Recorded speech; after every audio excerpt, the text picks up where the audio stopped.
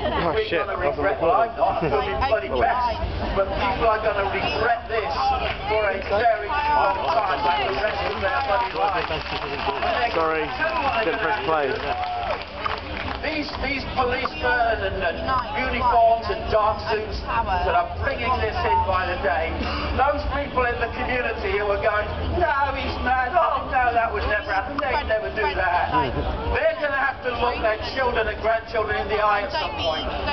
When their children say, Mummy, Daddy, what were you doing when this Orwellian fascist dictatorship came about? And they're going to have to say either, I was watching EastEnders, honey, or David Icke. in the uniforms and the suits, they're going to have to say, I was helping to bleed it in, honey. For goodness sake, wake up! David, do you think it's possible to have exchange of political opinions without having to necessarily subscribe to the idea of secret reptilian societies controlling...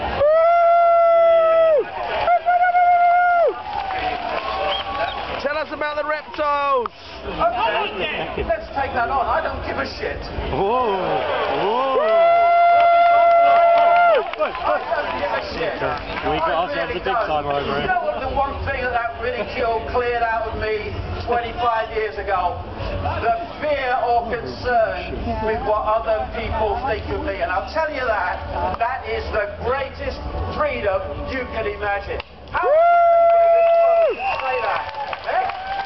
So let's take the reptilian thing on. Honestly, I've seen more brains in a tin of peas. Anyway, listen, let's just look at this, shall we? You know that one of the greatest prisons that people live in, and one of the greatest ways that we are enslaved while denying it, is the control of the perception of the possible. If you control the perception of the possible, boom! Anything that happens outside of that, your perception of the possible is going to dismiss it as impossible.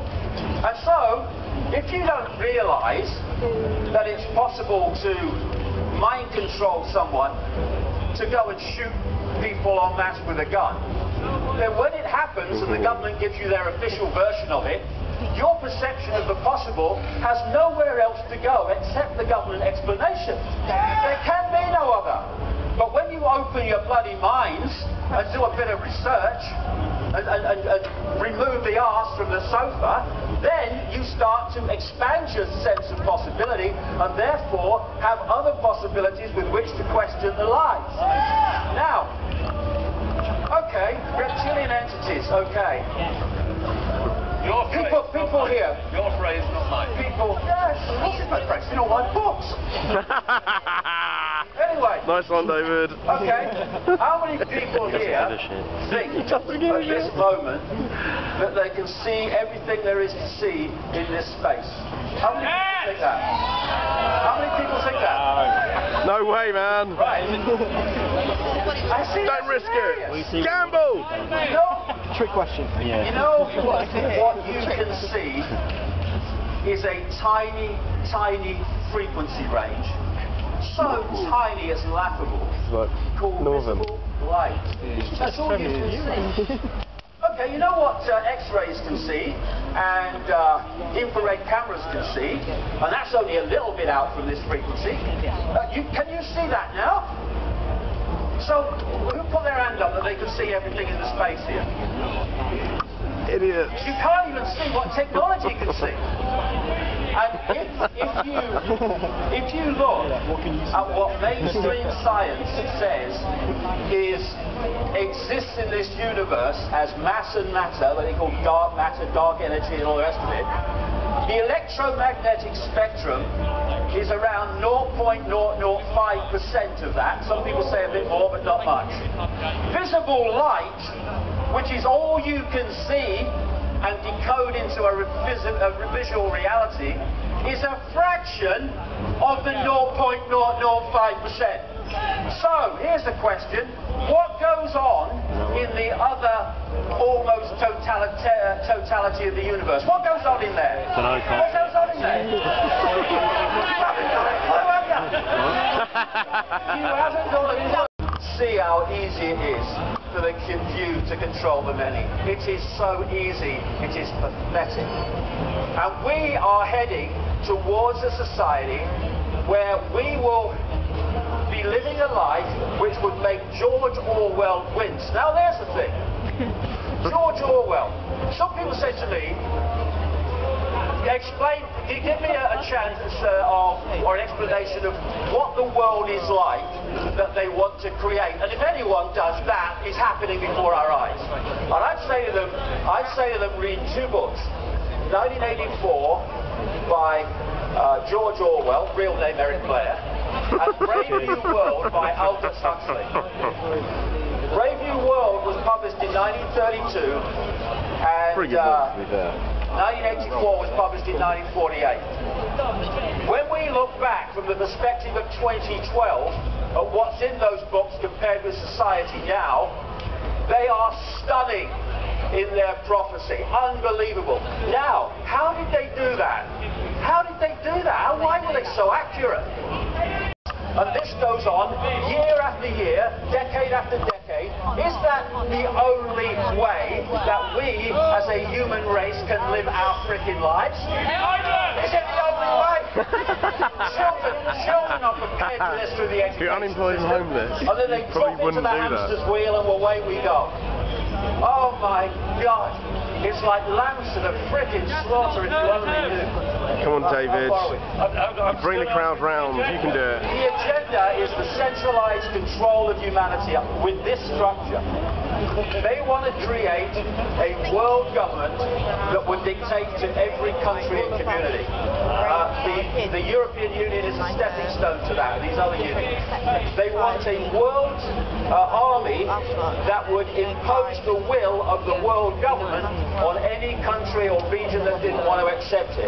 We already have a de facto world army. It is called NATO. And we have a de facto world government called the G8 and the UN Security Council. They make decisions and then they send their de facto world army, NATO, in to bomb civilians, mostly with brown bloody faces. You know what? They're so efficient that they can't even do away with a tiny country like Afghanistan. And they also want a situation where we have a single world electronic currency. This is your moving on, mate. Now, that is incredible in its possibilities for freedom. You go into a shop today and you hand over electronic money, a credit card, and they say, sorry, I'm sorry, we can't use your card. We won't accept your card. At that point, today, just because it's going out of circulation at an extraordinary rate, you can still say, oh, well, I'll pay cash then. What happens when there's no cash and that machine says no to your electronic money or card or microchip it's designed to be? It's deciding if, whether you purchase.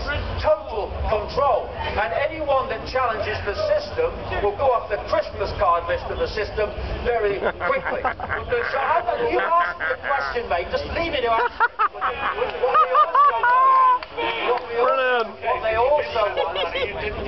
What they also want is a world central bank that dictates all global finance.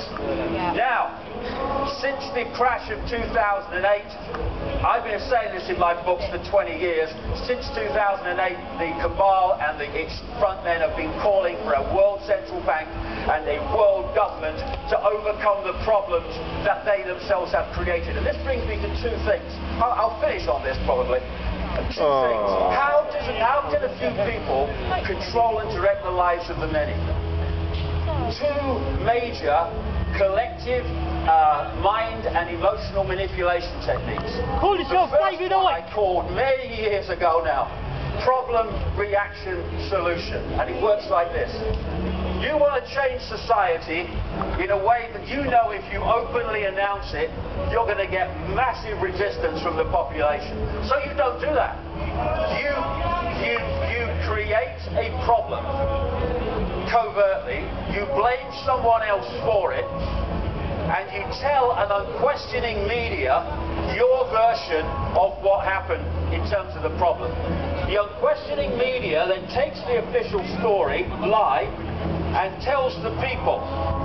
At stage 2, they're looking for a reaction from the people of fear, of outrage about the problem, and a response that says, something must be done, this can't go on, what are they going to do about it? And at that point,